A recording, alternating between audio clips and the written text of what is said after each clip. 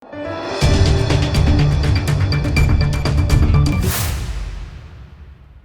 દર્શક મિત્રો, આપ જોઈ રહ્યા છો લોકમૈત્રી ન્યૂઝ. હું છું એન્કર અર્પિતા પટેલ. હવે જોઈએ અગત્યના સમાચાર. નસવાડી તાલુકાના બરોલીથી હરિપુરા જવાના રસ્તા ઉપર સ્લેબ ડ્રેનના નાના પુલની કામગીરી ચાલી રહી છે.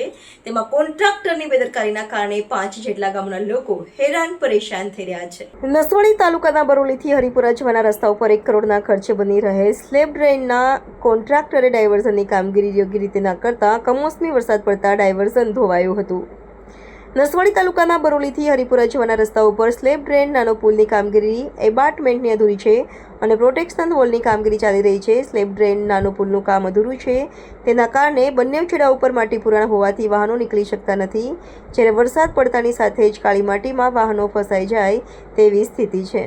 જ્યારે કોન્ટ્રાક્ટરની બેદરકારીના કારણે ભારદારી વાહનો આ રસ્તા ઉપરથી પસાર થઈ શકતા નથી. 10 કિલોમીટરનો ફેરો ખાવો પડે છે. જવાબદાર અધિકારીઓ પ્રજાને રેડી મૂકી અને જતા રહ્યા છે, જ્યારે રસ્તા ઉપર કોઈ પણ કામગીરીનું બોર્ડ મારવામાં આવ્યું નથી. કમોસમી વરસાદથી વાહન ચાલકો હેરાન પરેશાન થઈ ગયા છે.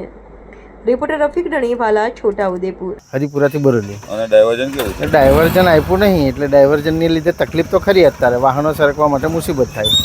આમ તો અમારે 5-6 ગામને જોડતો રસ્તો ને, હરિપુરા, વદિશિયા, છઠિયામલી, વસાડ તો મુસીબત ને. અર્જુનભાઈ રાઠવા.